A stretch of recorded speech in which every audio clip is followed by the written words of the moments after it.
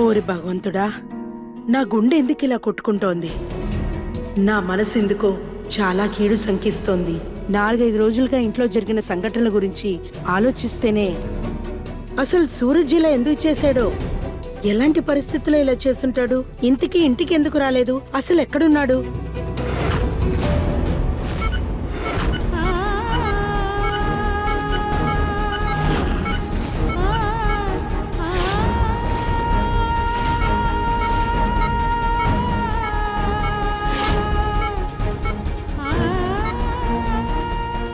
ఇంట్లో టాబ్లెట్లు రాశారు, వెంటనే వెళ్ళి తీసుకురండి.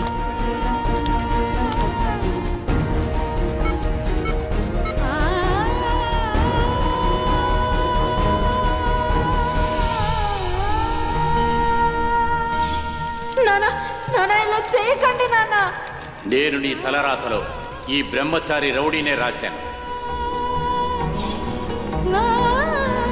నా మిగతా జీవితాన్ని నీతోనే జీవించాలనుకుంటున్నాను ఈషా. నీకోసం నేను చావడానికి సిద్ధంగా లేను. చూడండి రంగానే, తను ఏం చేసుకున్నారో చేసుకోండి, కానీ నన్ను మాత్రం వదిలేయండి ప్లీజ్. ఐఏఎస్ అంటే అర్థం ఏంటో తెలుసా నీకు? నీలాంటి రౌడీకి ఇవన్నీ అర్థం కావు. రౌడీ పోకిరి వెదవా, వీడు పెద్ద రౌడీ నాన్న. చీటింగ్, రౌడీజం తప్ప నీకు జీవితంలో ఏమీ రాదు. నేను చేసిన చాలా విషయాలు మీకు చాలా ఇబ్బంది కలిగించాను, నన్ను క్షమించండి. నేను గూండానే, కొట్టడం, నరకడం, రౌడీజం, గుండాజం అన్నింటి చేసేవాడినే. కానీ ఒక ఆడపిల్ల పరువుకి మర్యాద ఇవ్వాలని నాకు బాగా తెలుసు. అర్థమైందా? సూరజ్! పైగా నీకు బాగా తెలుసు ఈషా గారితో నాకు పెళ్ళయిందని. తను నా బాధ్యత.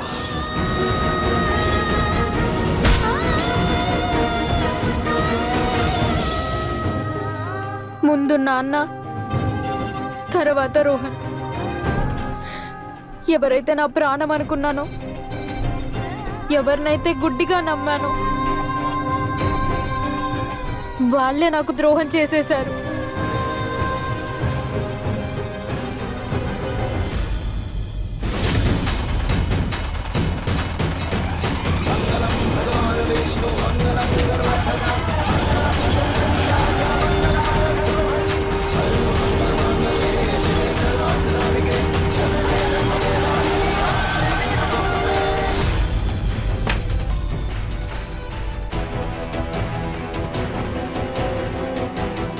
తలలో బాగా దెబ్బ తగలటం వల్ల తన పరిస్థితి కొంచెం దారుణంగా తయారవుతోంది.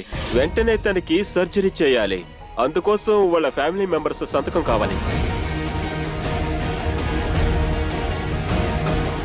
నేను మీతోనే మాట్లాడుతున్నాను మేడం. పేషెంట్ మీకు ఏమవుతారు? ఇతనితో పాటు వాళ్ళ ఫ్యామిలీ మెంబర్స్ ఎవరైనా వచ్చారా? వాళ్ళిప్పుడు సైన్ చేయగలరా?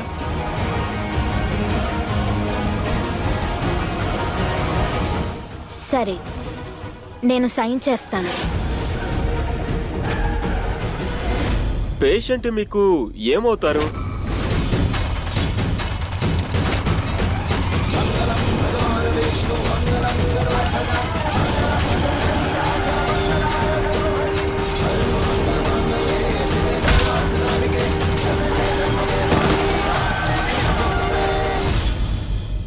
నేను తన భార్యని.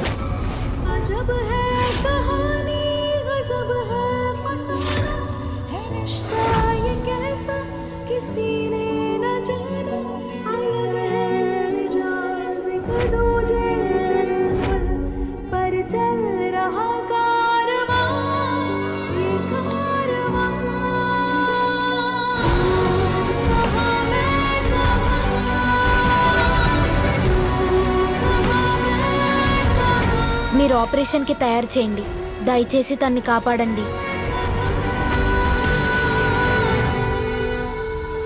మీ ఆయన ప్రాణాలకు ప్రమాదం అని విన్నానమ్మా. బయట హనుమంతుల వారి గుడి ఉంది, అక్కడికి వెళ్ళి నీ మనసులో బాధ చెప్పుకొని ప్రార్థిస్తే కరుణిస్తాడు.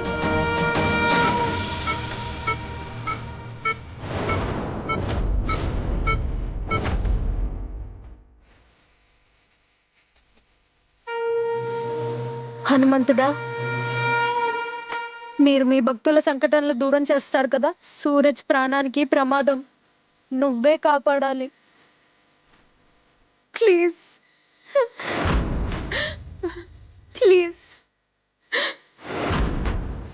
తల్లి, నువ్వు ఖచ్చితంగా ఎవరి కోసమో ప్రార్థిస్తున్నావు. ఎవరతను? పండితులు గారు, అతను నా ఈ రోజు ఎంతో మంచి రోజు. ఈ రోజే హనుమంతుడు లక్ష్మణుడి ప్రాణాలు కాపాడాడు. కాబట్టి ఈ రోజు స్వచ్ఛమైన మనసుతో ఈ గదను ఎత్తుకుని వేడుకుంటే ఖచ్చితంగా మీ కోరికని హనుమంతుడు నెరవేరుస్తాడు.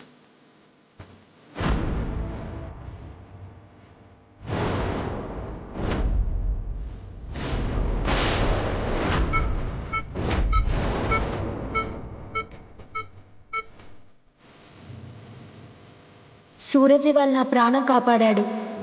తన ప్రాణం కాపాడడానికి నేను ఏమన్నా చేస్తాను.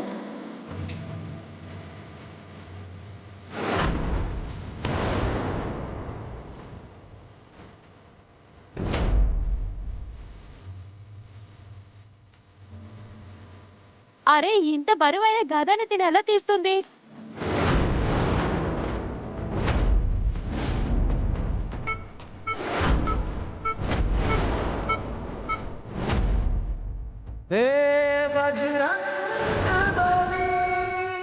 జై బజరంగబలి! చెప్పండి, వాయుపుత్ర హనుమానికి, బజరంగ బలికి.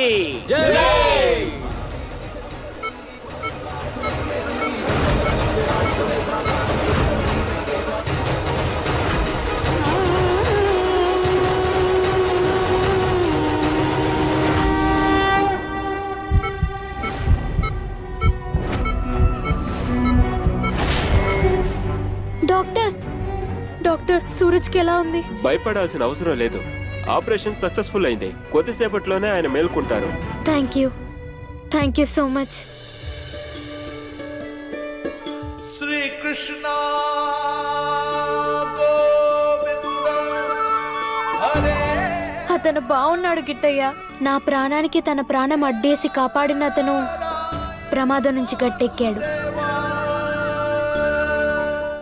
మీరందరూ అక్కడుండి రోహన్ అక్కడుండి ఎలా తప్పించుకున్నాడు? అదేంటంటే ఈశా మేడం ఎలాగో మా చోటు కనిపెట్టుకుని వచ్చేసారు. ఈశానా? అవును సార్. అవును, ఆమె ఆమె అక్కడికి వచ్చేసింది.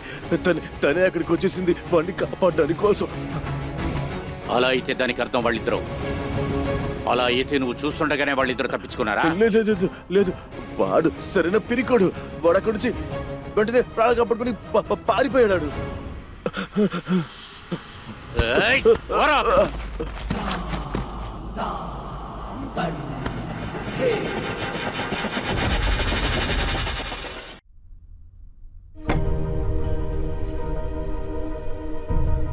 మనుషులపైన మనం ద్వేషించచ్చు సర్లా ఆంటీ, కానీ తినే ఆహారం మీద చూపించచ్చా?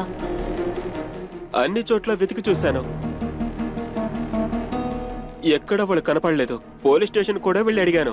సూరజ్ ఎక్కడికి వెళ్ళాడో తెలియదు. ఇంతవరకు ఎప్పుడు సూరజ్ ఇలా ఎప్పుడు ఆలస్యంగా రాలేదే. అలా ఆలస్యం అయ్యేటట్టయితే నాకు ఫోన్ చేసి చెప్తాడే. కానీ కానీ భగవంతుడా, నా బిడ్డ ఎక్కడికి వెళ్ళిపోయాడు?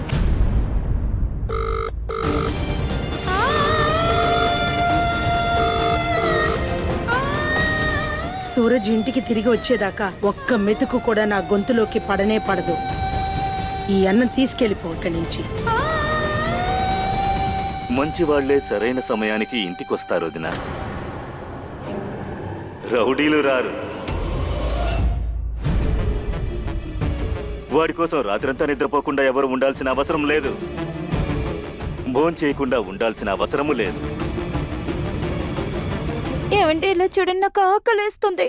ఈ మరిది గారి వల్ల నేను ఉదయం నుంచి ఏమీ తినలేదు తెలుసా?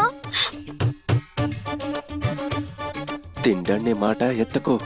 అమ్మ చెప్పింది విన్నాక అమ్మ ఇప్పుడు ఉపవాసం స్టార్ట్ చేశారు. తను సూరజ్ని చూసేంత వరకు మనకు కూడా తిండి లేదు. మీరు ఈ రోజే హాస్పిటల్ నుంచి వచ్చారు. సరైన సమయానికి తినాలి, సరైన సమయానికి మాత్రలు వేసుకోవాలి. తినండి తినండి వదిన. సరేగాని మీరందరూ ఏ సారి కోసం తినకుండా ఉన్నారు? వాడు పెద్ద ఆఫీసర్ ఏమీ కాదు, ఏదో పెద్ద పనిలో ఉండడానికి. ఎక్కడైనా రౌడీజం చేస్తూ ఉంటాడు, లేదంటే ఎవరినైనా కొడుతుంటాడు. అది కాకుంటే ఎవరి కాలరైనా పట్టుకుంటాడు. వాడి గురించి దిగులు పడాల్సిన అవసరం లేదు. వెళ్ళి తినండి తినండి. మీరు కూడా బాధపడుతున్నారు కదా నాన్న, అందుకనే మిగతా వాళ్ళని తినమని చెప్పి మీరు మాత్రం తినకుండా ఉన్నారు. వాళ్ళని తలుచుకొని మీరు అక్కడికి ఇక్కడికి తిరుగుతూ ఉన్నారు.